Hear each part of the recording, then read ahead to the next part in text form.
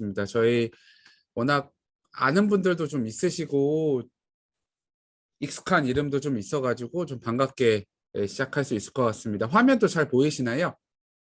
네, 감사합니다. 박미철 팀장님 감사합니다. 저희 익숙하게 좀 많이 뵀었던 분도 계신 것 같고 저희가 그 차이수 선생님께서 말씀 주시고 양승 대표님께서 미리 말씀을 주셔서 좀 사전에 익스펙테이션이나 이런 내용들을 좀 들었어요. 그래서 이런 거 바탕으로 좀 말씀을 드릴 거고요. 저는 오늘 주요하게는 SHRM 올해 다녀온 내용들 특히 좀 피플 애널리틱스에 좀 집중을 해서 말씀을 드리고 최근에 제가 많이 좀 공유하고 소개해 드리고 있는 피플 애널리틱스에서의 예측 분석 사례들 말씀드리고 아마 질의응답하고 이렇게 진행하면 어떨까 싶습니다. 그래서 퇴근 시간이신 분들도 많이 있으신 것 같아요. 그래서 아마 카메라 못 켜시고 그 볼륨으로만 들으시는 분들 계실 텐데요. 편하시게 저한테 질문 채팅으로 해주셔도 좋고 보이스 켜서 말씀해 주셔도 좋을 것 같습니다. 그래서 오늘 제가 공유드릴 세션의 내용은 숫자는 어떻게 진실을 말하는가라는 내용으로 말씀을 드리고 데이터 이어로 3기 SHRM 2022 트렌드로 말씀을 좀 드려보도록 하겠습니다. 우선 저 간단하게 제 소개해 드리겠습니다. 전 현재 가천대학교에서 근무하고 있고요. 3월 1일자로 학교로 오게 됐습니다. 그래서 전에는 2월 28일까지는 현대자동차 경영연구원이라는 곳에서 미래경영연구센터에서 근무를 했습니다. 미래경영연구센터는 뭐 별다른 건 하지는 않는 곳이고요. 미래 조직구조, 리더십, 디지털 트랜스포메이션 관련해서 연구를 좀 했었고요. 이 연구를 좀 하면서 데이터 드리븐으로 의사결정을 좀 할 수 있게끔 도와달라 이런 미션으로 한 1년 정도 근무를 한 바 있습니다. 그리고 전에는 롯데인재개발원이라는 곳에서 디지털 트랜스포메이션 인력들 선발하고 육성하는 일을 좀 했었고요. 가장 오랫동안 어세스먼트 업무를 했습니다. 뭐 채용 컨설팅이라든지 CEO 선발 업무들을 좀 오래 했었습니다.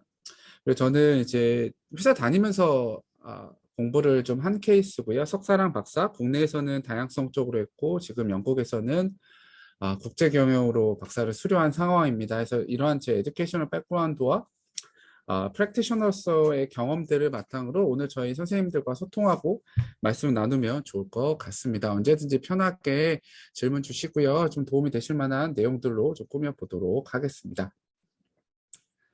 먼저 책 이야기로 시작을 하려고 합니다. 이거 바칠라프 스멜이라는 통계학자예요. 이번 책 최근에도 한 거에 또 나왔습니다. 코비드 19 이후의 시대를 좀 진단하는 책이 나왔는데요. 요 바칠라프 스밀이라는 분은 굉장히 여러 가지 책을 썼습니다. 예를 들면 통계나 숫자를 기반으로 세상을 이해할 수 있는 내용들, 경제적인 거, 질병적인 거, 보건적인 거 좀 많이 썼는데요. 이분이 책을 쓸 당시가 2020년이었나 봐요. 2020년에 이분이 책의 첫 번째 챕터에서 이런 얘기를 합니다. 본인이 데이터와 통계로 많은 예측을 하는데 실제로 내가 책을 쓰는 지금 시점에서 팬데믹이 얼마나 심각한 전염병인지 예측하기 어렵다라는 표현을 합니다. 그러면서 우리가 어떤 예측을 하려고 한다라고 하면 분자와 분모에 대해서 명확하게 알아야 된다. 다시 말하면 우리가 코비드 19이라는 이러한 팬데믹이 얼마나 심각한 전염병인지 알려면은 이 분자와 분모에 대해서 명확하게 알아야 된다. 예를 들면 저희가 2006년도에서 9년도인가요? 그 스와인플루가 전 세계적으로 창궐을 했죠. 그때만 하더라도 이 치명률, 저희가 전염병이 얼마나 위험한지, 심각한 병일지를 계산을 할 때 치명률, 사망률로 계산을 합니다. 사망률을 계산을 할 때 분자는 되게 명확해요. 분자는 사망한 사람, 코비드 19으로 혹은 스와인플루로 사망한 사람이라고 정해 놓는 것들이 되게 명확하지만 분모는 조금 달라질 수 있습니다. 예를 들면 뭐 응급실에서 확진을 받은 사람, 확진을 받아서 현재 중환자실에 있는 사람, 증상이 있는 사람 굉장히 다양하죠. 그런 것처럼 어떤 예측을 하려고 한다라고 하면 분자와 분모에 대해서 명확하게 알아야 된다. 이런 이야기를 하면서 예측의 어려움을 얘기를 했는데요. 사실 저희가 예측이라고 하면 두 가지 정도로 구분을 할 수 있을 것 같아요. 쉬운 예측과 어려운 예측이 있습니다. 최근에 벌써 한 달이 넘었네요. 5월 27일 날 일론 머스크가 이제 트위터 5월 25일 날 미국 시간으로는 트위터에다가 이런 글을 씁니다. 한국과 홍콩은 세계에서 가장 빠른 속도로 인구 붕괴를 겪는 나라이다라고 하면서 최소한 2.1명의 아이를 낳아야지 인구를 유지할 수 있다라고 하면서 우려 섞인 목소리를 얘기합니다. 이 시점에서 제가 말씀드리려는 거는 예측에서 쉬운 사례입니다. 사실 선생님들도 잘 아시는 대로 우리가 미래에 우리나라, 대한민국의 인구가 어떻게 될지에 대한 예측은 상당히 쉽습니다. 왜 쉬울까요? 다시 돌이켜보면 인구는 서울대학교 조용태 교수님 말씀하신 대로 정해진 미래입니다. 거의 지금 2041년에 한국의 전체 파퓰레이션 인구가 5천만 명 이내로 감소한다라는 건 이미 정해진 미래이고요. 우리가 미래를 예측하는 일이지만 어느 정도 결정된 사례다라고 볼 수 있겠습니다. 제가 마지막에서도 말씀을 드리겠지만 이 인구 이야기를 하면서 제가 HR에서 되게 중요한 사례라는 말씀을 드릴 거예요. 이런 것처럼 우리가 아이를 적게 낳으면 우리 미래에는 어떤 일이 일어날까 예측을 하기는 굉장히 쉬운 사례입니다. 그런데 예측이 굉장히 어려운 문제들이 있어요. 한번 예를 들어볼게요. 이런 기사가 2016년도에 나왔습니다. 선생님도 혹시 주식과 집값을 99% 맞출 수 있대요. 그럼 어떤 생각이 드시나요? AI로 주식과 집값을 99% 맞춥니다. 그러면 이 주식 집값을 맞춘 이 알고리즘 팀, 이 개발한 팀이 국내 대학교 교수님과 대학원생이에요. 이분들은 지금 뭐라고 사실까요? 한번 생각해 보시면 저 같으면 주식과 집값을 99% 예측을 하면 분명히 지금 이 시간에 여기 있지는 않을 것 같고요. 다른 곳에서 굉장히 날씨 좋은 곳에서 다양한 재밌는 놀이를 하면서 살 것 같습니다. 근데 실제로 보면 요 개발한 팀의 연구팀은 아직도 연구를 계속하고 있고 교수직을 유지하고 있습니다. 최근에 이제 올해 얘기죠. 주식과 집값을 AI로 모델링해서 세계 경진대회에서 예측률 1위를 했던 게 우리나라 팀이래요. 서울대학교 팀인데 이 팀에서 이런 얘기를 합니다. 실제로 아무리 AI와 딥러닝이 발전한다라고 하더라도 주식 가격을 결정하는 데에는 수십만 명, 최소 수백만 명의 상호작용을 모델링을 해야 되고 외부 변수까지 넣어야 되기 때문에 현실적으로 불가능하다라고 합니다. 저희가 주식과 집값을 예측하기 어려운 가장 큰 펀더멘탈한 이유는 바로 그 가격에 대한 결정을 사람이 하기 때문에 그렇습니다. 그렇다라고 하면 사람 예측이 왜 어려울까요? 라고 하면 여러 가지 가설들과 설명이 가능합니다. 근데 제가 요 HR 분야에서의 데이터 예측, 특히 예측 얘기를 하면 AI 엔지니어링 하시는 분이나 데이터 사이언티스트 분들이 그러세요. 사람과 관련된 변인들 처리하기 너무 어렵습니다. 왜냐하면 그들의 가변성이 굉장히 높다. 다시 말하면 그 변수들 하나하나의 특성들이 너무 가변성도 높고 처리하기가 좀 어렵기 때문에 사람에 대한 예측이나 분석은 굉장히 좀 취약하고 어렵습니다라고 표현을 합니다. 그 가장 예측이 어려운 이유 중에 하나는 바로 이겁니다. 바로 사람은 굉장히 합리적으로 움직이지 않는다라는 거예요. 우리가 쉽사리 예측할 수 있고 이성적으로 생각할 수 있는 대로 움직이지 않죠. 인간은 감정과 본능에 따라서 더 좌지우지되기 때문에 사람에 대한 예측을 하기가 어렵습니다. 그럼에도 불구하고 우리가 왜 데이터로 사람을 설명하고 예측하려고 할까요? 라고 하면 되게 많이 들으셨을 두 가지 얘기가 있어요. 첫 번째로는 HR 분야에서의 디지털 트랜스포메이션입니다. 아마 저희 오늘 오신 여러 HR 동역자분들 뿐만 아니라 다양한 분들께서도 경험하고 계시겠지만 뭐 AI, 빅데이터, 딥러닝 등등의 기술의 발전으로 인해서 HR에도 많은 변화가 있었죠. 특히나 데이터를 기반으로 의사결정을 해달라라는 최근에 엄청나게 많은 요구들이 현장에서 있는 걸로 알고 있습니다.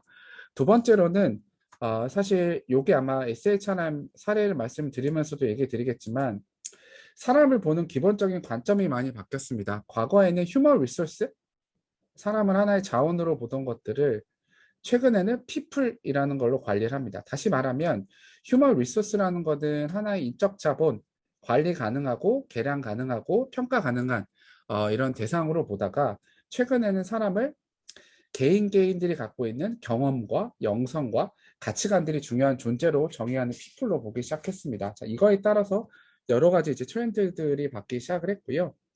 요거는 저희 김성준 교수님 책에서 나온 거죠. HR이 어떻게 디지털 트랜스포메이션을 했는가?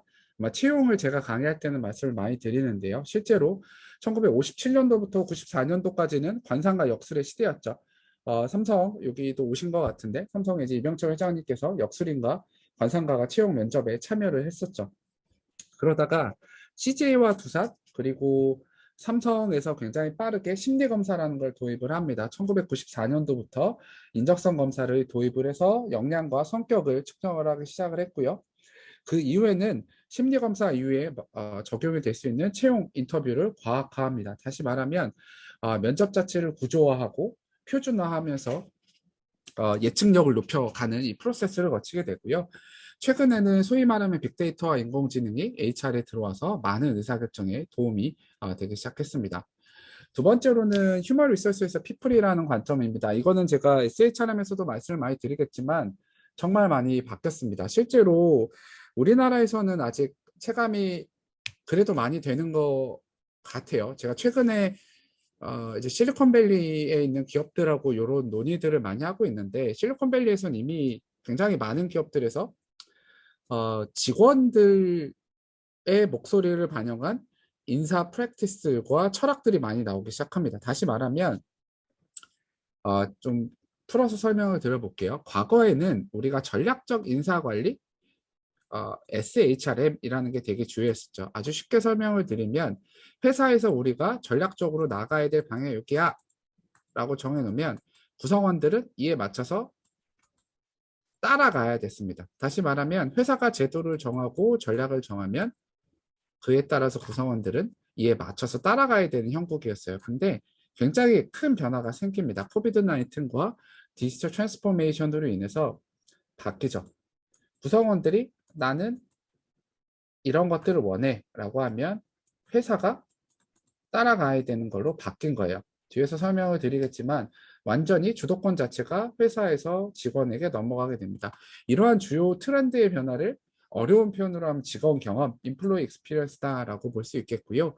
이 근저에는 다양성과 포용성에 대한 이야기, 여러 가지 철학들에 대한 변화도 있습니다. 이 철학적인 변화는 사실 마케팅에서 기인을 합니다. 마케팅에서 뭐 커스터머 익스피리언스 이런 얘기를 하면서 개인들이 갖고 있는 경험들을 중요하게 생각하고 그에 맞는 마케팅 전략을 세워야 구매행위로 넘어간다. 이런 커스터머 익스피리언스라는 개념들이 나오기 시작을 했고 그에 따라서 여러 가지 회사에서의 판매 전략, 디스플레이 전략, 데이터 전략들이 따라왔죠. 이러한 트렌드를 HR도 따라가고 있다라고 비유해서 한번 보시면 좋을 것 같아요. 그래서 굉장히 구성원들의 다양한 니즈를 파악하는 것이 중요해진 시대다라고 볼 수 있겠습니다. 그러면 데이터 드리븐에 대한 HR에 어느 정도 우리가 확신이 있는가에 대한 이야기입니다. 사실은 최근에는 저희 양 대표님도 계시지만 엄청 요구가 많습니다. 저도 지난주에 저희 오늘 박민철 팀장님도 오셨지만 예측 분석 워크숍을 했었어요. 근데 저랑 같이 워크숍을 했었던 통계학과 교수님은 많아봤자 한 8명, 10명 오겠지 했는데 거의 26명에서 7명이 신청을 해주셨습니다. 그만큼 관심이 좀 많으신 것 같아요. 그리고 회사들마다 최근에 자문 요청이 상당히 많이 늘어납니다. 그런 것들은 이게 관심 있네 라는 부분이 아니라 이제 할 수밖에 없다. 이런 필연적 조건으로 좀 넘어가는 것 같습니다. 가장 중요한 이유 중에 하나는 바로 여러분들 잘 알고 계시는 MZ세대가 조직에 유입되고요. 이 MZ세대가 조직 내에 요구하는 것들이 굉장히 다양해졌다는 거죠. 그래서 이런 MZ세대의 조직 유입이 첫 번째로 중요하다라고 볼 수 있겠고요. 두 번째로는 아마 앞으로 더 되게 많이 중요해질 인구 절벽에 따른 구인난입니다. 아마 이 표현은 많이 들어보셨을 거예요. 오하라라고. 이건 일본에 있는 표현이고요. 혹시 선생님들 유효 구인 배율이라고 표현을 들어보셨을 것 같아요. 유효 구인 배율이라는 표현이 있는데요. 일본에서 주로 쓰는 겁니다. 유효 구인 배율은 우리가 사람을 한 명을 뽑아야 되는데 몇 명이 지원하는가에 대한 이야기예요. 일본에서 2019년에서 2020년까지 유효 구인 배율이 0.8명에서 0.6명입니다. 다시 말하면 한 명이 필요한데 지원하는 사람이 0.6명에서 0.8명밖에 안 된다는 거예요. 이러한 문제가 너무 심각해져서 일본에서 어떤 걸 하냐면 일본 인사팀에서는 계약서를 쓰게 됩니다. 당신이 우리 회사에 입사를 하면 다른 회사에 지원하지 않고 합격을 해도 가지 않겠다라는 서명을 쓰세요 라는 계약을 하고 여러 가지 이제 사회적 문제가 돼요. 그것들을 방지하기 위한 게 오하라 방지법이라는 겁니다. 자, 이런 것처럼 일본에서 인구 문제가 먼저 빠르게 등장을 했죠. 그리고 인구 절벽, 생산 가능 인구가 줄어들기 시작합니다. 자, 이에 따라서 이제는 더 이상 구성원들을 회사 주도적으로 관리하는 게 크게 의미가 없어진 거예요. 이에 따라서 굉장히 많은 변화가 있었습니다. 자, 이런 여러 가지 트렌드들을 실제로 반영을 했었던 SHRM에 대해서 말씀을 조금 드려보도록 하겠습니다. 이 이야기를 좀 시작으로 해보려고 합니다. 이 사진 보이시는 화면에 이 페르낭 브루델이라는 사람이에요. 이 사람은 물질문명과 자본주의라는 책을 쓰신 분이고, 이분이 인간 역사에 대해서 보통 3단계로 구분을 합니다. 사람의 역사는 구조사, 국면사, 사건사로 구분이 가능하다고 합니다. 예를 들면 구조사 같은 경우에는 봉건주의에서 자본주의로 넘어가는 전체적인 인프라스트럭처와 시스템 철학의 변화, 이 정도를 아우르는 굉장히 가장 큰 변화의 틀이다라고 볼 수 있겠고요. 국면사적 변화는 산업화에서 정보화로 넘어가는 이러한 우리의 일하는 방식, 살아가는 모습 등등이 바뀌는 것들을 이야기하고요. 사건사는 대통령 선거, 국회의원 선거 등등을 표현을 합니다. 자, 이러한 세 가지 틀에서 봤을 때 코비드-19는 우리의 살아가는 방식과 양식과 생각들을 바꾸게 된 국면사적 전환에 이른다라고 볼 수 있겠습니다. 자, 그런데 문제는 2020년부터 2022년까지 사람들에게 무슨 일이 벌어졌는지 잘 모른다라는 거예요. 다시 말하면 그 기간 동안에 있었던 여러 가지 우리에게 벌어졌던 일들은 아직까지는 블랙박스입니다.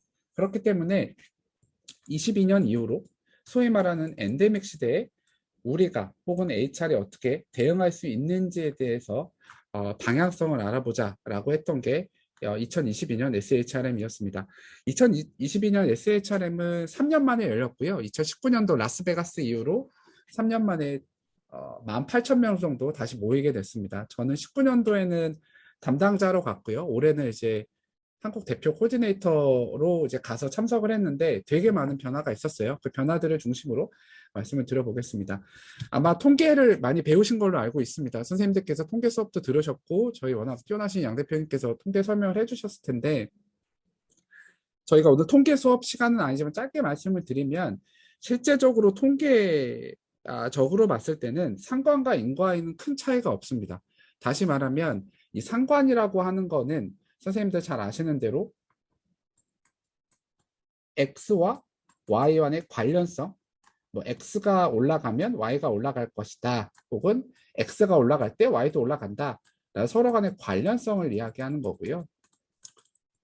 예를 들면 우리가 직원 복지에 신경을 더 쓰고 조직 몰입 자체에도 신경을 쓰면 같이 뭐 올라갈 수 있겠네라는 상관을 얘기하는 건데요. 우리가 알고 싶은 건 인과관계입니다. 우리가 복지에 많은 비용을 쓰면 쓸수록 직원 몰입이 올라갈 것이다.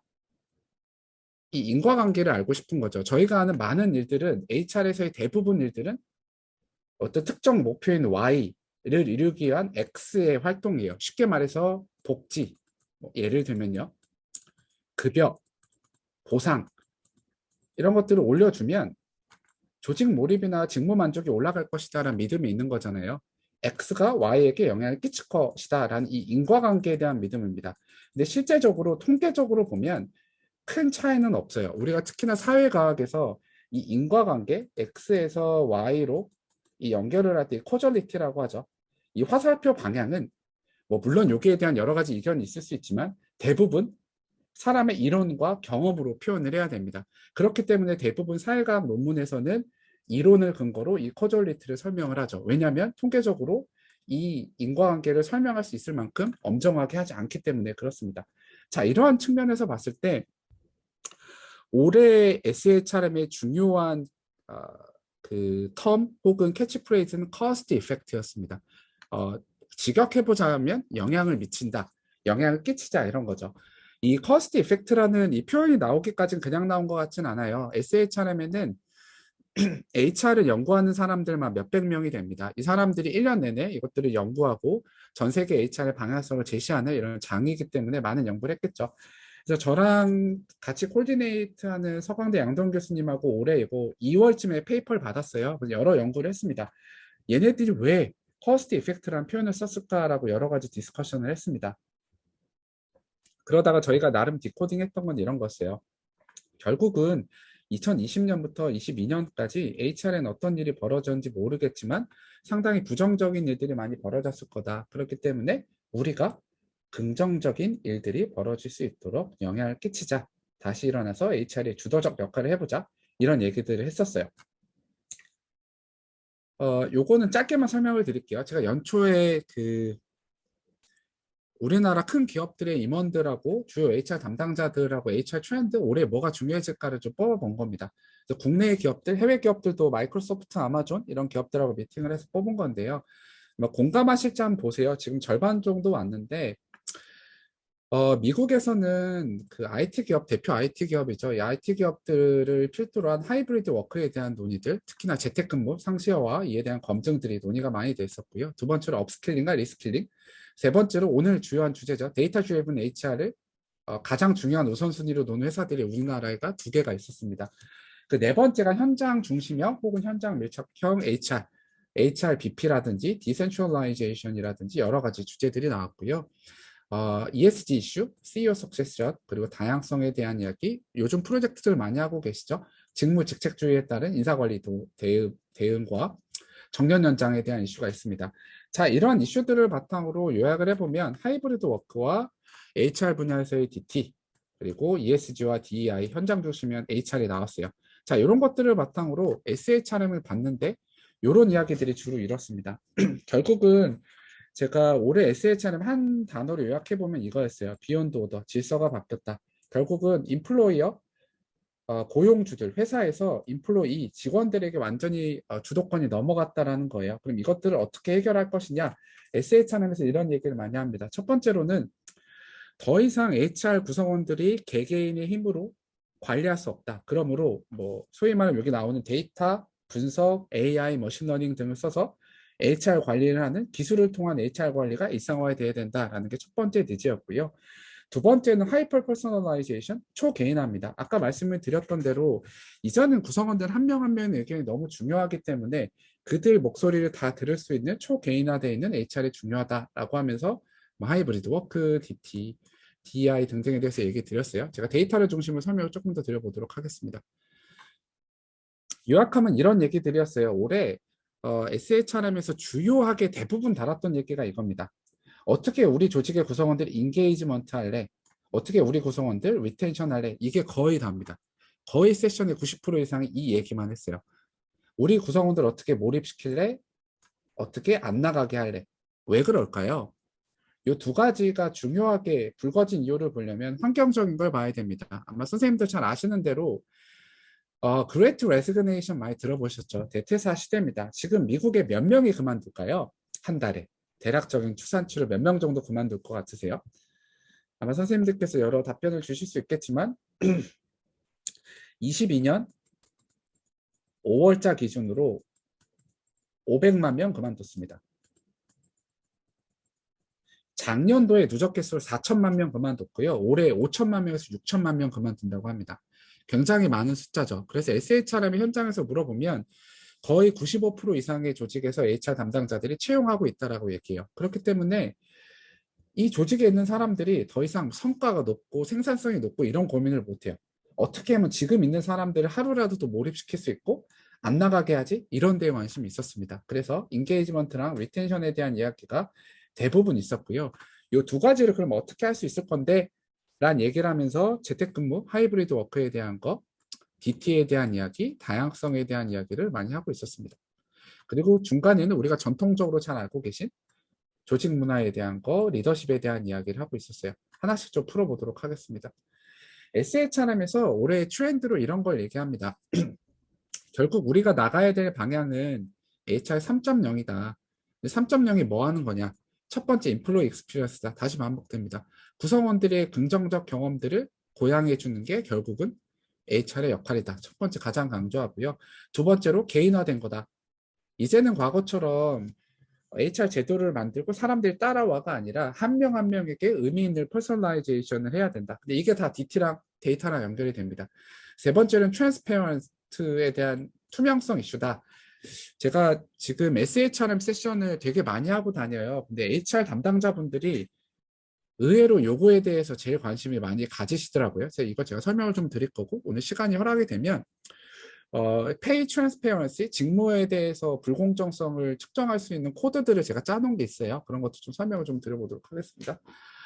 그리고 뭐 공감에 대한 디자인 티킹 얘기했고, 요 데이터 요렇게 나오죠. 과거에는 히스토리컬한 데이터로 설명을 했으면 이제는 액셔너블한 인사이트가 나와야 되고 프리딕티브한 분석해야 된다.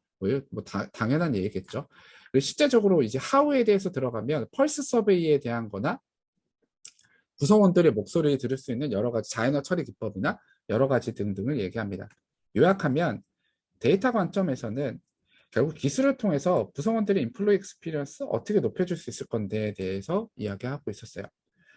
자, 페이 트랜스페어런스에 대해서 잠깐 말씀을 좀 드려보도록 하겠습니다. 이거는 알아두시면 되게 도움이 많이 될 겁니다. 특히나 저랑 같이 간 미국의 양도훈 교수님이 17년째 지금 SHRM을 가고 계세요. 근데 양 교수님하고 여러 가지 논의를 하다가 저희가 내린 결론은 한 5년 전까지만 해도 미국 SHRM에서 나왔던 주제가 10년 후면 한국에 들어온다라고 했거든요. 딱 10년의 텀이 있는 거죠. 미국하고 한국하고. 근데 최근에는 이게 3년에서 5년으로 줄었습니다. 다시 말하면 거의 이러한 트렌드는 저희 HR 동역자분들께서 3년에서 5년 후면 겪게 될 트렌드라고 거의 보실 수 있을 것 같아요. 어떤 거냐면요. 급여에 대한 공정성 이슈입니다. 잘 알고 계신 대로 얼마 전에 구글이 직원들한테 패소했습니다. 어떤 패소였냐면요. 히스토리는 이렇습니다. 구글의 직원들이 어느 날은 자기들끼리 밥을 먹다가 급여에 대한 얘기를 하는 거예요. 잘 알고 계신 대로 급여에 대한 정보를 공개하는 거는 불법입니다. 한국에서 당연히 불법이죠. 제가 저희 오신 강치산 책임님하고 책임님 HR 피플 애널리틱스 하시는데 돈 얼마 받으세요? 그럼 저희 강치산 책임님 1억 받으시고 저는 1,000만 원 받고 뭐 이렇게 공유를 한다라고 하면 불법적인 행위라고 원래 계약서에 써 있어요. 그렇게 돼 있는데 구글 직원들이 대화하다 좀 이상한 거예요. 똑같은 직무 그레이드 조건인데 남자와 여자라는 차이를 빼놓고는 다 동일함에도 불구하고 둘의 급여가 16,000불이 차이가 나는 겁니다. 꽤 큰 돈이죠. 연봉 기준으로. 이상하다? 옆에 팀은 어떠지? 옆에 팀은 어떠지? 라고 알아보다 보니까 똑같은 조건인데 남녀의 급여 차이가 너무 많이 나는 겁니다. 이에 대해서 문제를 여기고 구글의 직원들이 본인들의 사비로 프라이빗한 직원을 고용을 해요. 그래서 전체 직무에 있는 급여 데이터를 자기들끼리 엑셀로 만듭니다. 그리고 나서 통계적 차이를 봤더니 평균 14,000불 차이가 난다라고 나옵니다.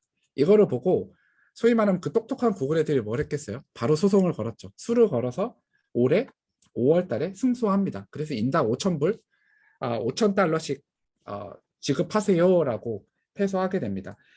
여기서 시작이 된 게 셀러리 스크래시, 급여에 대한 정보 비공개 조약, 다시 말하면 급여를 공개하면 안 되는 그 조약은 법적 근거가 없다라고 연방 법원에서 판결을 내려요. 다시 말하면 연방 법원에서 야 급여는 기밀 유지 안 해도 되는 그냥 개인 정보일 뿐이야. 하고 싶으면 해. 라고 판결을 내리면서 워싱턴주, 실리콘밸리가 있는 워싱턴주죠. 워싱턴주에 있는 기업들이 급여를 다 공유해야 되는 법률적 상황에 처해지게 됩니다. 이에 따라서 마이크로소프트가 7월부터 바로 정보를 공시를 했어요. 이게 왜 중요할까요, 선생님들? 혹시나 한국에서 이게 들어올까 말까에 대한 고민을 하고 계시겠지만 굉장히 큰 이슈입니다. 다시 말하면 우리가 직무별로 직원들이 얼마를 받는지를 공개도 안 하시겠지만 그 이슈가 공개해야 되는 법적인 압박이 들어온다라고 하면 과연 어떻게 우리가 준비할 수 있을까요? 라는 이슈가 있을 것 같고요. 두 번째로는 페이 트랜스페어런시가 우리가 있는가 없는가에 대한 분석도 해보셔야 돼요. 그래서 이 분석에 대한 것들이 있을 것 같고 그래서 미국에는 잘 아시는 대로 지금 10개에서 12개 정도 사이트가 직무별로 급여 정보 비교해 주는데 나와 있습니다. 그래서 이런 것들 많이 있다라고 보시면 될 것 같고 생각보다 되게 큰 이슈입니다. 그래서 요즘 많이 공유 드리고 다니고 있고 여기에 대한 고민을 해봤으면 좋겠다라고 표현을 드리고 있어요. 피플 애널리틱스 돌아오면 많이 하죠. 요거는 LG전자의 이동훈 담당님, 이동훈 이제 HR 임원분하고 세셔널리스트 정리해본 내용입니다. 채용, 평가 보상 여러 가지 측면에서 굉장히 다양한 분석들이 되고 있죠. 근데 이런 다양한 분석들 중에서 SHRM에서 책을 쓰고 있는 것들 좀 말씀드려보도록 하겠습니다. 분석 방법은 굉장히 다양합니다. 저희가 엄청나게 많은 툴들과 다양한 분석들을 쓰죠. 근데 저희 하드카운트에서 여러 가지 솔루션들을 제공하고 어, 서비스하고 계신 것처럼 우리가 하는 것들에 대한 분석들은 기술적 분석, 데이터 시각화, 통계적 분석까지 다양합니다. 이건 SHRM에서 제안하는 틀이에요. 다시 말하면 우리가 첫 번째로 분석을 하려면 기술적 분석을 해야 되는데 어떠한 HR 인덱스, 다시 말하면 HR 지표를 쓸지가 굉장히 중요하다라고 하면서 10가지 정도 제안을 한 게 있어요. 제가 뒤에 보여드리겠습니다. 강의안으로도 이미 공유를 드렸습니다. 그래서 조직 문제를 잘 대표할 수 있는 그 지표들이 무엇인지 그 선정이 가장 중요하다라고 표현을 했고요. 두 번째로 HR 대시보드입니다. 아마 최근에 제가 한 2개 회사 정도 요 얘기를 많이 하고 있는데 CEO분들이 일단 가장 요구가 많으세요. CEO분들이 나는 자리에 앉아서 우리 구성원들이 얼마나 퇴직하고 몰입이 얼마나 되는지 보고 싶어. 대시보드 만들어 달라고 겁나 요청을 많이 하십니다. 그래서 요즘 시각화 회사들이 돈을 많이 벌고 계신 걸로 알고 있는데 HR 지표에 대한 모니터링, 데이터 시각화에 대한 이야기 많이 하고 있고요. 세 번째로 통계적 분석, 이거 굉장히 다양한 것들을 포함해서 요즘 많이 하죠. 소셜 네트워크나 머신러닝과 딥러닝까지 포함을 한 분석까지 가고 있습니다. 그래서 이런 이제 기술적 분석에서는 SHRM에서 10가지 정도 제안을 하더라고요. 이거 한번 보시면 좋을 것 같고요. 많이 물어보시는 게 이런 HR 그런 대시보드에다가 뭐를 넣어야 되나요? 라고 많이 물어보시는데 요거 한번 참고하시면 괜찮을 것 같아요. 가장 많이 쓰는 지표들 10가지라고 합니다. 그래서 이거 한번 참고해 보시면 좋을 것 같고요. 요거는 제가 SHRM 세션에서 봤던 하나의 예였는데 SHRM에 미국에 되게 많은 회사들이 와요. 특히 솔루션 회사들이 많이 옵니다. 거의 컨퍼런스장의 절반만큼이 솔루션 회사들인데 제가 이번에 한 반나절 돌아다니면서 4군데에서 5군데 정도 본 것 같아요. 공통적으로 뭘 하고 있냐면요. 대부분 이겁니다. 뒤에도 나오겠지만 구성원들의 목소리, 자연어 처리해서 반영하는 거. 쉽게 말하면 이 대시보드 형식으로 구성원들이 어떠한 얘기하고 있는지 처리해서 뭐 여기 이제 센티멘탈 분석처럼 감정 분석해가지고 대시보드 형식으로 리포트해주고 제도에 반영하고 있는 것들 많이 보여줍니다. 이거 우리나라에도 이미 제공하는 회사들이 조금 있는 걸로 알고 있어요. 근데 미국에는 이거 굉장히 많이 최근에 하고 있다라고 합니다. 그리고 이런 스코어 카드 example로 보시면 좋을 것 같고요. 2가지만 짧게 말씀드릴게요. 데이터적으로 아마 조직 진단 분석 많이 하실 거예요. 최근에도 회사들마다 이거 많이 하시는 걸로 알고 있습니다. 코비드 19 전과 후에 인게이지먼트, 몰입 진단, 뭐가 차이가 있는지를 봤는데 제가 좀 재밌게 봤던 세션은 이거였어요. 왜 코비드 19 기간 동안에 인게이지먼트가 스카이 라케팅 했냐, 굉장히 올라갔냐는 이유를 이 데이터로 분석을 했던 겁니다. 짧게 말씀을 드리면 코비드 19 전에는 구성원들이 몰입, 이 인게이지먼트가 올라가려면 이 셀프 액츄얼라이제이션, 자기 실현이죠. 뭐 예를 들면 내가 하고 싶은 일 하고 꿈에 대해서 추구하고 이런 것들이에요. 근데 코비드 19 이후로는 완전히 바뀌었습니다. 코비드 19 이후로는 구성원들이 기본적 욕구로 회귀하죠. 선생님들 잘 아시는 메슬로우의 욕구 5단계로 설명을 해본다라고 하면 제일 위에 있는 5단계가 코비드 19 전에는 굉장히 중요하게 다뤄졌고요. 코비드 19 이후에는 욕구가 퇴행합니다. 뒤로 쭉 와서 생존에 대한 욕구, 안전에 대한 욕구를 굉장히 중요하게 생각한다라는 거예요. 이런 것들을 요 인게이지먼트 연구에서 얘기합니다. 그러면 우리 구성원들의 인게이지먼트를 올리려면 뭘 해야 되나요? 라는 거에서 1등이 퓨처 비전, 2등이 커뮤니케이션, 트러스트, 레코니션 여러 가지 얘기를 합니다. 다시 말하면 어떻게 보면 뻔하게 느껴질 수 있는 것들로 다시 회귀를 한 거예요. 회사에서 어떻게 하면 구성원들의 인게이지먼트 올려줄 것이냐? 미래에 대한 비전 보여줘. 불안하지 않게. 구성원들이 불안하지 않게 커뮤니케이션 해줘. 그리고 신뢰에 대한 분위기를 쌓아줘. 레코니션 해줘. 그리고 성장해줘. DEI에 대해서 중요하다라고 해줘. 이런 얘기들을 합니다. 그러면서 인게이지먼트를 이끌어낸 이 드라이버들에 대해서 강조를 많이 하게 됐고요. 제가 좀 개인적으로 가장 재밌게 봤던 건 이겁니다. 이 레코그니션에 대한 거예요. 이것도 역시나 people, employee experience랑 관련이 되는데 과거에는 예를 들면 저희 직원이 박미철 팀장님하고 강지상 책임님이면 이분들이 뭘 중요하게 생각하는지, 다시 말하면 이분들이 갖고 있는 개인의 밸류, 가치가 중요하지 않았어요. 네 가치가 뭐가 중요해? 라고 따졌는데 최근에는 그 개인들이 갖고 있는 밸류를 중요하게 레코그나이즈 해라. 다시 말하면 개인들이 갖고 있는 가치도 중요하게 생각해서 케어링 해줘라 라는 움직임이 말을 벌어지고 있습니다. 실제로 되게 먼 나라 같은 얘기이실 수 있겠지만 최근에 S사에서 요거 진단해서 인터벤션 시작을 했습니다. 이런 것처럼 굉장히 많은 활동들을 하고 있다라고 보실 수 있을 것 같아요. 그래서 이것 좀 보시면 좋을 것 같고요. 빨리빨리 넘어갈게요. 요거는 이제 데이터 분석 사례에서 BMW 사례입니다. BMW가 생각보다 SHRM이 굉장히 높은 사람이었어요. 이 사람이 지스카라는 사람이었는데 HR의 트랜스포메이션을 총괄했던 사람입니다. 이 사람이어서 뭘 했냐면 본인들이 4가지 기술을 써서 HR을 바꿨다라고 하면서 요 데이터 분석에 대한 거, 네트워크 분석에 대한 거, AI 머신러닝 썼던 사례를 보여줘요. 짧게 말씀을 드릴게요. 그동안 BMW는 하이퍼의 얘기를 들었대요. 하이퍼는 우리가 아는 하이 퍼포먼스 탤런트가 아니라 하이스트 페이드 펄슨이다. 이거 좀 재밌는 표현이었는데 다시 말하면 그냥 조직 내에서 돈 많이 받는 리더들의 얘기를 듣다가 우리 회사가 굉장히 망하기 시작했다라는 표현을 합니다. 그러면서 이제는 우리가 구성원들에게 한 명 한 명 목소리를 들어야 된다. 근데 그것들을 쓸 때 뭘 썼냐? 피드백 정보랑 자연어 처리 기술을 썼다라고 얘기를 합니다. 그래서 이게 이거예요. 본인들이 자연어 처리를 써서 감정 분석을 한 다음에 어느 부분에서 구성원들이 페인 포인트가 있는지를 알아내고 제도를 개선했다라고 표현을 했고요. 두 번째로 관심이 많으신 온보딩입니다. 온보딩에서는 네트워크 분석을 해서 1년 내에 퇴사자들의 네트워크 분석을 했대요. 네트워크 분석을 해서 1년 내에 퇴사하는 사람들의 특성을 잡아내서 온보딩 프로그램을 잡아냈다 얘기했고요. 세 번째로는 교육 훈련에 대한 겁니다. 교육 훈련에 이제 BMW는 집체 교육 안 한대요. 대부분 XR 쓴다라고 합니다. 믹스드 리얼리티잖아요. AR하고 VR 써가지고 교육을 한다. 그 마지막으로 전 되게 재밌게 봤던 게 이겁니다.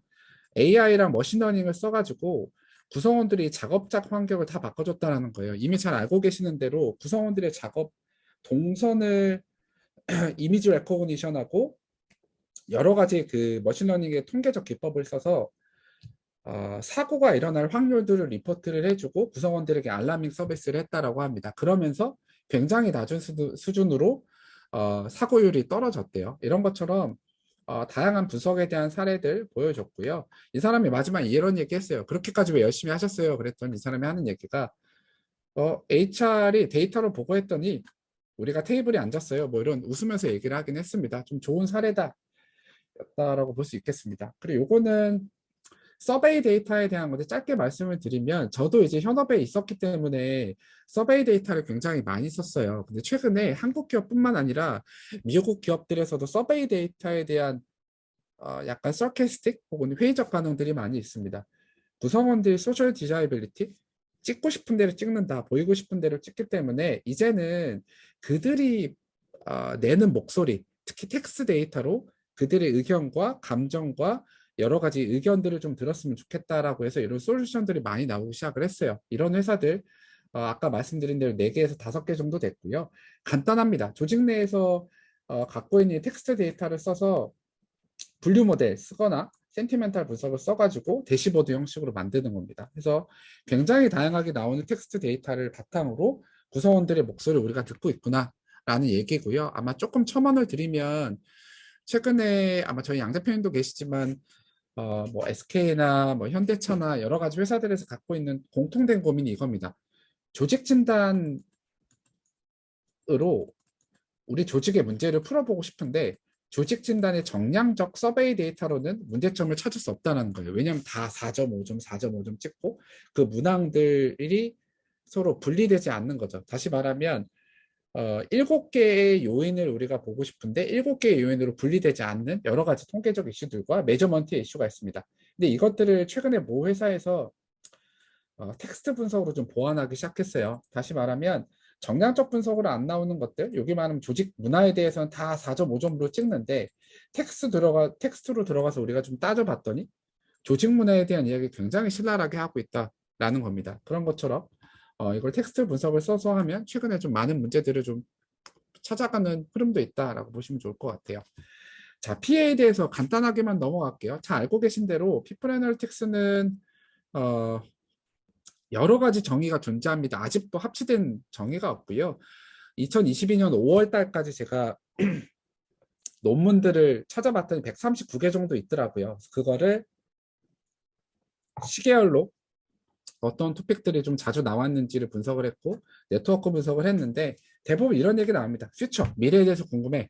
예측해줘. 성과를 잘 예측하니? 관리에 도움이 되니? 기술에 대한 얘기들이 나와요. 근데 아직 요 피플 어널리틱스에 대한 여러 가지 개념들이 합치되어 있지는 않은 것 같습니다. 그래서 저랑 연구하는 스티븐 교수님하고 최근에 썼던 인사관리 5월에는 그냥 간단하게 이렇게 했습니다. 결국 피플 어널리틱스는 조직 내 사람을 위한 활동이어야 되고 특정한 목적을 가진다. 그리고 그 목적을 해결하기 위해서 데이터 분석을 한다. 아주 간단하죠. 근데 목적은 두 가지가 있습니다. 첫 번째로는 설명을 위한 목적이 있고 예측을 위한 목적이 있어요. 쉽게 말씀을 드리면 우리가 하는 분석에는 아마 가장 많이 알고 계실 가설 검증과 같은 프로세스가 있죠. 이 사실 가설 검증이라는 프로세스는 설명을 위한 목적입니다. 쉽게 예를 들어 볼게요. 우리가 조직 몰입이 올라가면 성과가 혹은 생산성이 올라갈 것이다 라는 이런 가설을 검증한다라 그래요. 그리고 이 가설을 검증하기 위해서는 이 X와 Y와의 관계를 설명할 수 있는 이론이나 연구자의 경험이 필요합니다. 이러한 이론과 경험에 따라서 만드는 나의 주장을 가설이라고 하죠. 이 가설을 세워서 소위 말하면 샘플링을 해갖고 내 가설이 받아들여질만 하냐 기각할 것이냐라는 이 가설 검증의 프로세스를 거치죠. 자, 이 가설 검증은 주로 연구자들이 씁니다. 왜냐하면 이 현상이 왜 일어났는지 어떻게 일어난지를 설명하기 위해서 써요. 연구자들은 그들의 목적 혹은 저 같은 연구하는 사람들은 그 사람들의 존재 목적이 이 일이 왜 일어났고 어떻게 일어났는지를 설명하기 위해서 존재합니다. 그렇기 때문에 이 설명을 하기 위해서는 특정 이론이나 경험이라는 프레임이 필요한 거예요. 이 프레임을 써서 다수의 조직에게 적용되기 위해서 이 연구들을 합니다. 반면에 예측 분석은 좀 다릅니다. 예측 분석은 이런 이론 아무것도 필요 없어요.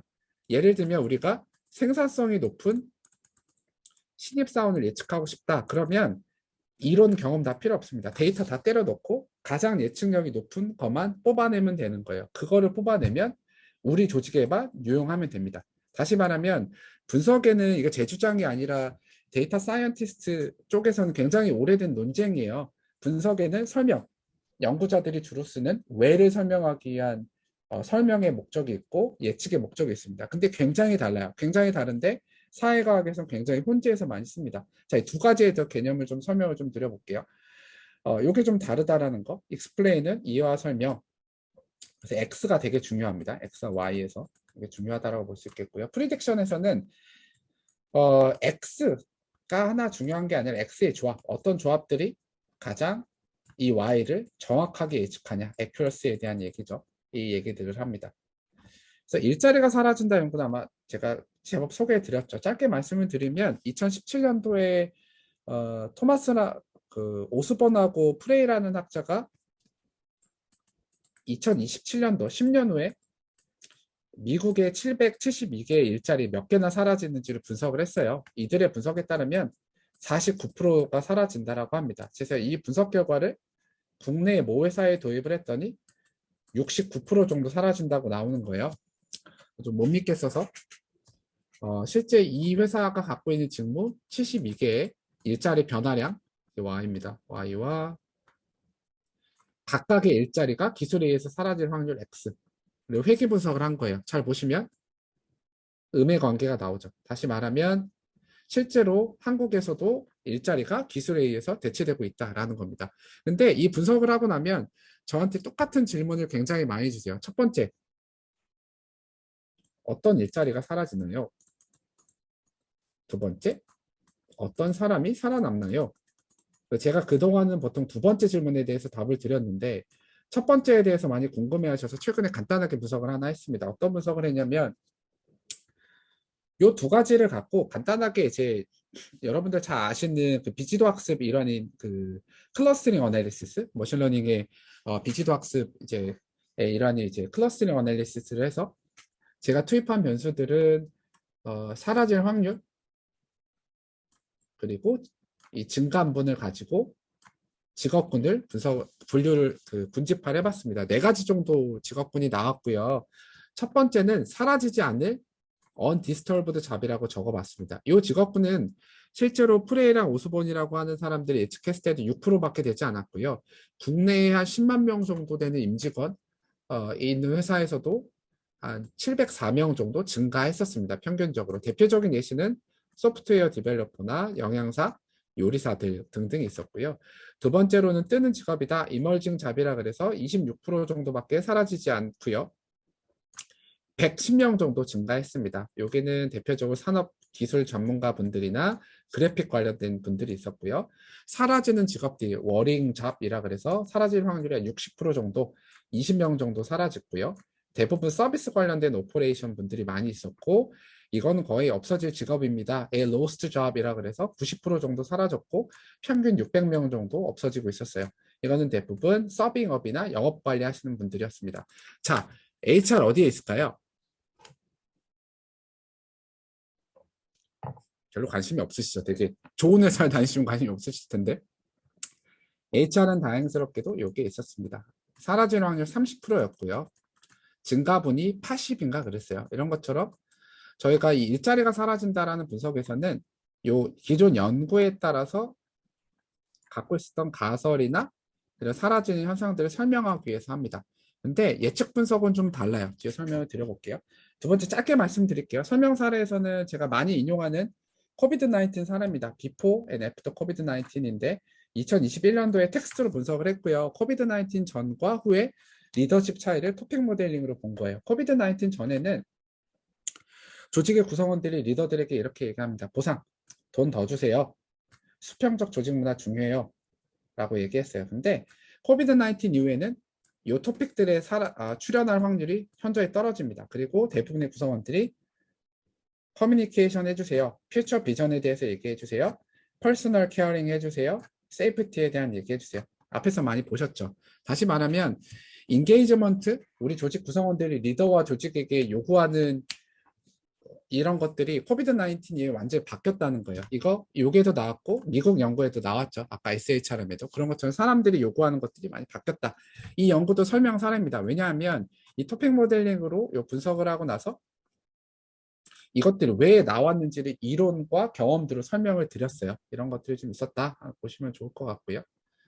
설명의 목적은 다시 설명드리면 why, 이것들이 왜 발생했는지에 대한 것들을 이야기할 수 있어야 되고 말 그대로 explain 해야 되고 일반화에 대한 가능성이 되게 중요합니다. 근데 예측은 좀 다릅니다. 지금부터 예측에 대해서 말씀을 좀 드려볼게요. 저희가 죄송합니다. 지난주에 예측 워크숍을 할 때 되게 다양한 사례를 다뤘어요. 하나는 이 죄송해요. 성과 예측하는 거 했었고요.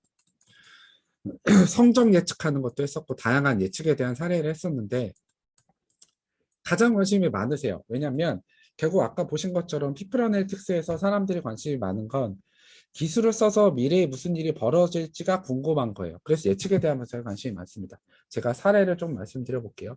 이거는 많이 기존에 설명을 드렸던 겁니다. 영업직 관리자 예측 모델링이에요. 이거는 선생님들 아마 많이 쓰고 계실 어세스먼트 센터, 가장 예측력이 높은 도구죠. 과거 100년 동안의 연구 결과를 다 따져보면 어세스먼트 센터가 두 번째로 미래에 대한 성과를 예측하는 데 가장 파워풀합니다. 첫 번째 뭘까요? 퀴즈를 내고 싶은 마음이 굴뚝 같지만 제가 잘 보이지 않기 때문에 첫 번째는 인지 능력입니다. 지능. 이 성과를 가장 잘 예측하고요. 두 번째가 어세스먼트 센터입니다. 여튼 어세스먼트 센터에서 1년 후에 성과 예측력을 봤더니 대략 머신러닝의 여러 알고리즘을 써서 봤을 때 1년 후에 인바스켓이라고 하는 서류형 기법과 역할 연기라는 게 73% 정도 예측을 했어요. 이건 제가 많이 소개해 드렸으니까 넘어갈게요. 두 번째, 요걸 좀 보시면 좋을 것 같습니다. 최근에 분석해서 쓰고 있는 논문이고요. 어떤 논문이냐면 전통적으로 HR 하시는 분들이 저한테 주셨던 질문이 우리 교육 장면에서도 뭔가 예측을 좀 해보고 싶다. 그래서 제가 모 회사와 3,000명 정도 데이터를 받았고요. 이 데이터는 신입사원 연수 결과예요. 신입사원 연수 결과와 1년치, 2년치, 3년치 성과 데이터를 다 받았습니다. 그래서 신입사원 연수 결과가 어디 있죠? 마우스가 신입사원 연수 결과가 이 사람들의 3년 후 성과를 예측할 수 있을까?를 본 거예요. 어떻게 보면 말이 안 되죠. 근데 이거를 봤던 이유는 3년 후 성과가 중요한 게 아니라 이 사람들의 신입사원 연수 결과에서 긍정적으로 성과를 예측할 수 있는 모델이 나오면 우리가 신입사원 연수 결과가 좋은 애들을 빨리 핵심 인재로 풀인을 시키겠다는 거예요. 다시 말하면 신입사원들 예를 들면 이렇게 100명이 있으면 이 중에 일 잘할 것 같은 사람을 빨리 뽑아서 리더십 파이프라인에 꽂아 넣는 겁니다. 그래서 쭉 끌어올리겠다는 거예요. 왜냐하면 핵심 인재들을 빨리 아이덴티파이 해가지고 트레이닝하고 따로 관리하는 게 가장 효과적이기 때문에 이렇습니다. 그래서 이건 의사결정하고 같이 좀 만들어 봤어요. 어떤 거였냐면 볼게요. 신입사원 연수 결과 때 이 회사 같은 경우에는 핵심 가치 기반으로 교육을 합니다. 핵심 가치 교육으로 해서 한 4가지 정도 핵심 가치로 교육을 했어요. 교육을 해가지고 1년치 그 교육 직후에 바로 성과를 예측하는 거는 협업과 창의성이 59% 정도 예측을 했어요. 다시 말하면 제가 2018년도에 입사를 했으면 2018년도에 협업과 창의성이 우수했던 사람들이 성과가 A 플레이어일 확률이 59%였다. 뭐 이런 얘기예요. 두 번째입니다. 1년을 기다렸다가 2년차 때 2019년도에 결과를 봤어요. 그러면 투입되는 변수가 더 늘어난 거겠죠. 요 신입사원 연수 결과 4가지와 1년차 때의 성과 같이 들어가죠. 투입되는 변수가 증가합니다. 그러면 우리가 일반적으로 갖고 있는 생각에선 프리딕터 예측자들이 늘어났으면 성과가 더 정확해지겠지? 예측력이 더 정확해지겠지라고 생각했는데 떨어지죠. 1%이지만 58%로 떨어집니다. 그리고 우리가 생각했을 때는 그러면 1년차와 2년차 성과까지 넣어서 3년 후 성과를 보면 더 정확하겠지라고 하는데 62% 정도 돼요. 제가 여기서 HR 프랙티셔너 분들한테 드리고 싶었던 문제는 뭐였냐면 자 보세요. 1년차 때 우리가 성과를 예측을 하는데 59%를 예측을 할 수 있었고 3년차 때 62%를 예측할 수 있습니다. 그러면 당신들이 피플 애널리틱스를 하는 실무자라고 하면 어떤 의사결정을 할래요? 1년차 때 59% 갖고 의사결정 할래요? 62% 기다렸다가 62% 할래요? 라는 이 의사결정하고 이거를 같이 썼어요. 왜냐하면 저희가 많이 놓치는 게 HR 데이터 분석을 한다라고 하면 뭐 예를 들면 텍스트 마이닝을 하고 머신러닝을 해서 예측력이 중요했다. 이게 중요한 게 아니에요. 결국은 우리가 분석을 해서 의사결정자한테 옵션을 갖고 가고 설명을 해야 됩니다. 아까 SHRM에서 보셨던 것처럼 액셔너블한 인사이트를 갖다 줘야 돼요. 근데 액셔너블한 인사이트를 임원들한테 자 보세요. 예측력이 62%입니다. 이렇게 가져갈 수는 없잖아요. 당신들이 할 수 있는 의사결정을 1, 2, 3, 4, 5다. 그중에 이걸 취했을 때 뭐가 장점이고 단점이다.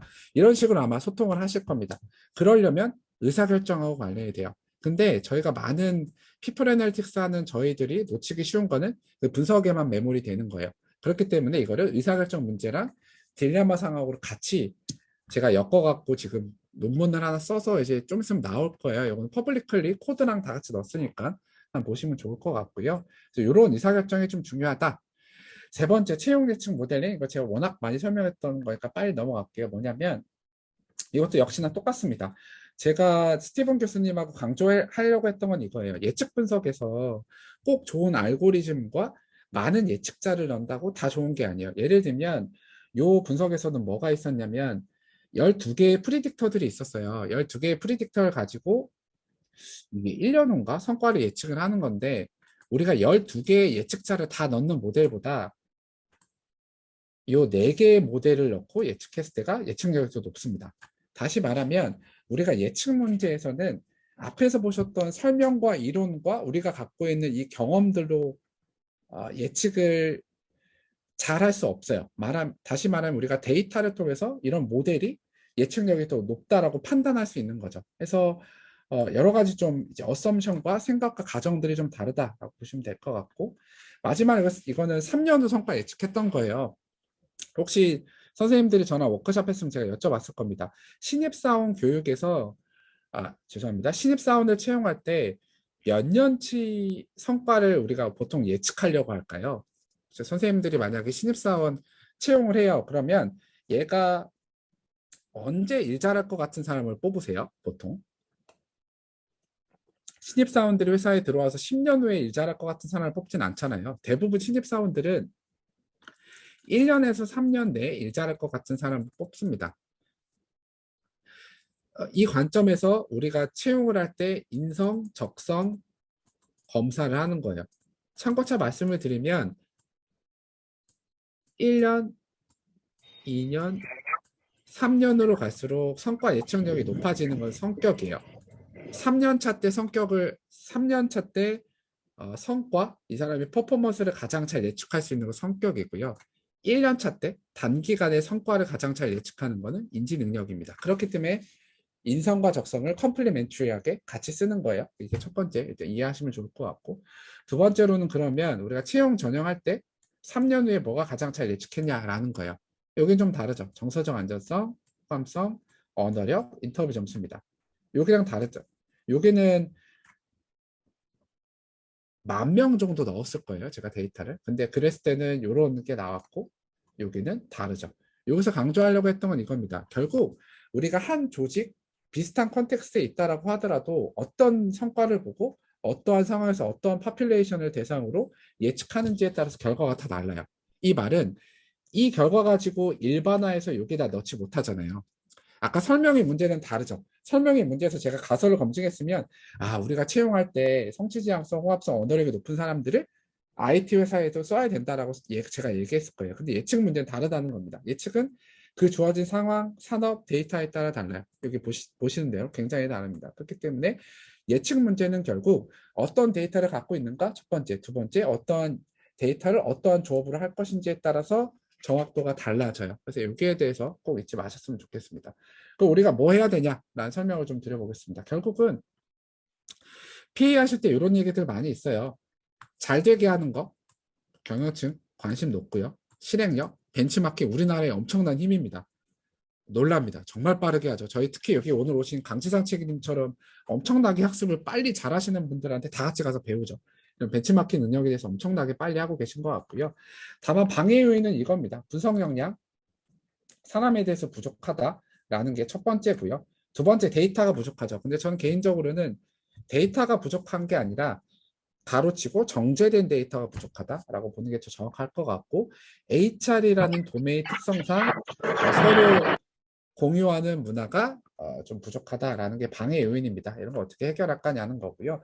두 번째로는 이건 저희 지상책임료하고 같이 봤던 데이터입니다. 어떤 거냐면 두 가지로 봤어요. 아까 피플 어널리틱스에 대한 그 컨셉츄얼라이제이션, 개념화 했던 것처럼 데이터로 봤을 때 분석 역량, PA에 어떤 역량이 필요하냐는 거예요. 저희 지상 책임님이 그 어려운 링크드인을 크롤링을 해주셔가지고 대략적으로 크롤링을 한 데이터를 봤을 땐 5가지 나옵니다. 첫 번째로는 비즈니스와 사람에 대한 이해를 하고 있어야 된다는 거예요. 다시 말하면 피플 어널리틱스는 결국 사람에 대한 얘기입니다. 그런데 사람에 대해서 모르는 통계하는 사람들이 가서 풀 수 있다? 전혀 그러지 않고요. 그렇기 때문에 비즈니스와 사람에 대한 이해가 가장 중요하다. 두 번째, 아무래도 데이터 분석이기 때문에 선생님들의 하트 카운트와 다양한 통계, 저희 해수 선생님께서 좋은 책 추천 많이 해주시더라고요. 그런 것처럼 데이터 통계에 대한 이해 하셔야 되고요. 세 번째는 조직에 대한 이해입니다. 최근에 제가 PA 분석하시는 분들하고 많이 얘기하다 보면 저한테 데이터를 갖고 와서 해석해달라 그래요. 못합니다. 왜냐하면 조직에 대해서는 제가 그 맥락을 모르는 상태에서 문화와 리더십을 해석할 수 없기 때문에 그래요.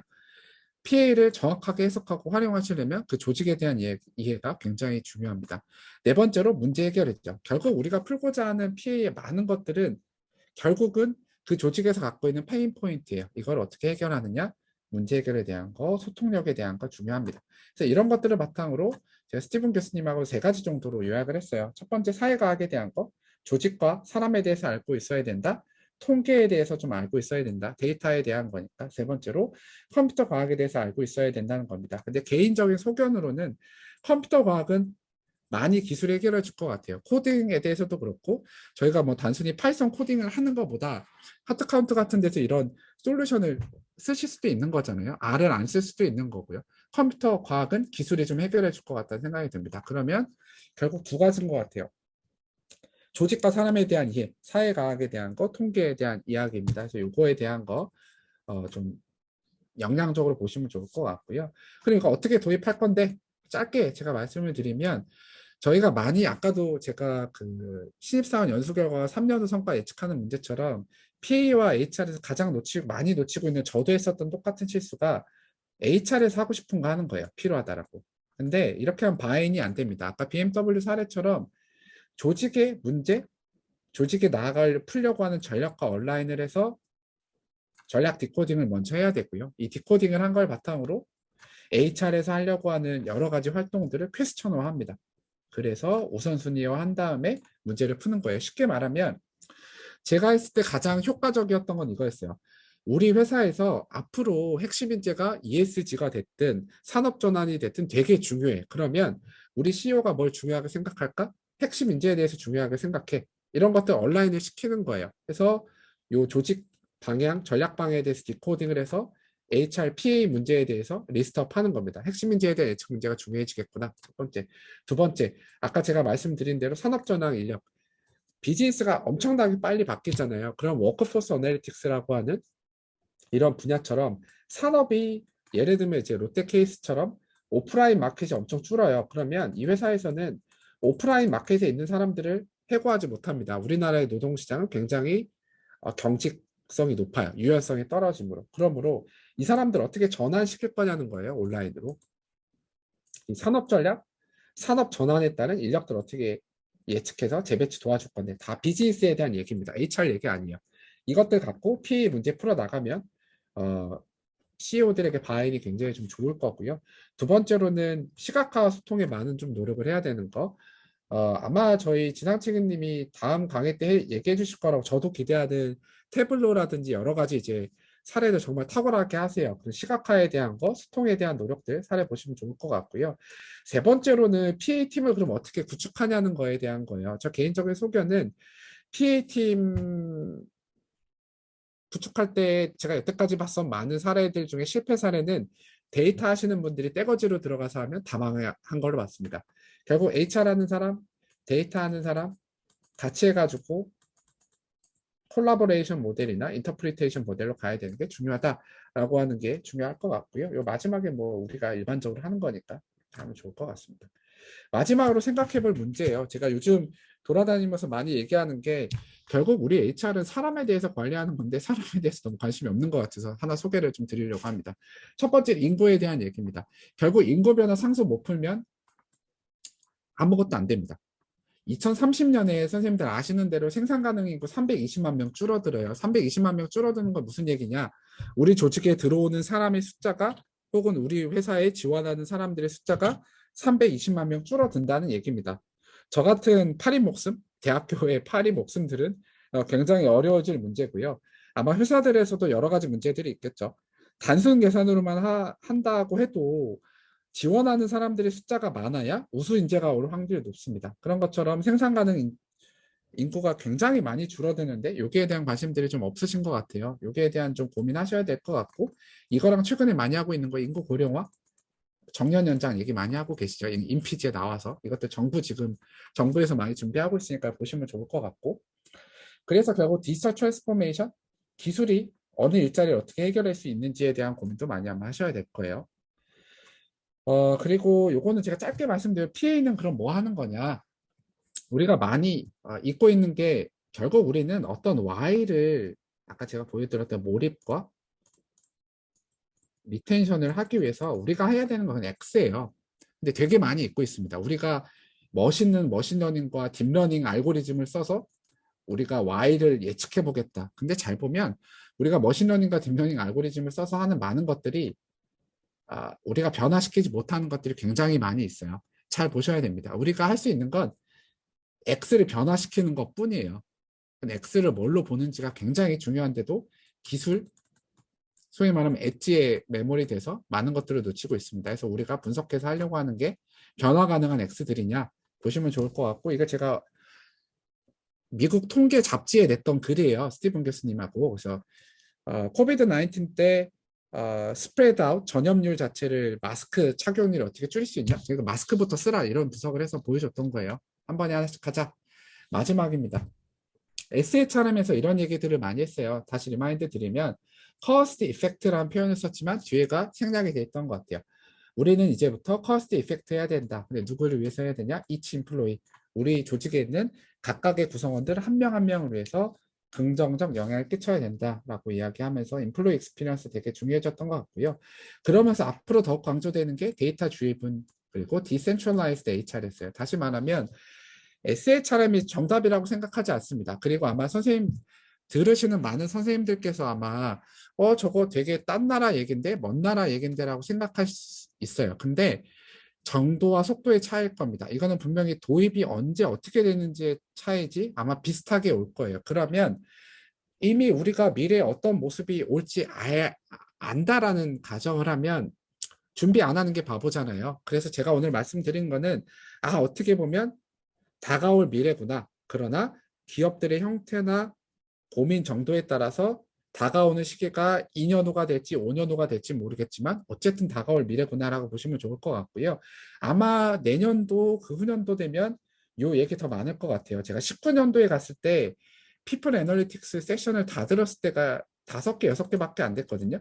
근데 올해는 훨씬 더 많이 늘어났습니다. 앞으로 계속 늘어날 거예요. 선생님들께서 이 데이터 히어로 3기를 하시는 게 전 되게 긍정적인 것 같아요. 뭐 제가 오늘 온 여기 저희 양 대표님하고 이런 관계에 전혀 상관없이 분명히 라이트 디렉션에 오셨다라고 생각을 합니다. 그래서 꼭 포기하지 마시고 하셨으면 좋겠고요. 제가 마무리할 때 이런 얘기를 많이 합니다. 같으면 연결을, 다르면 성장을 이라는 표현을 많이 쓰는데요.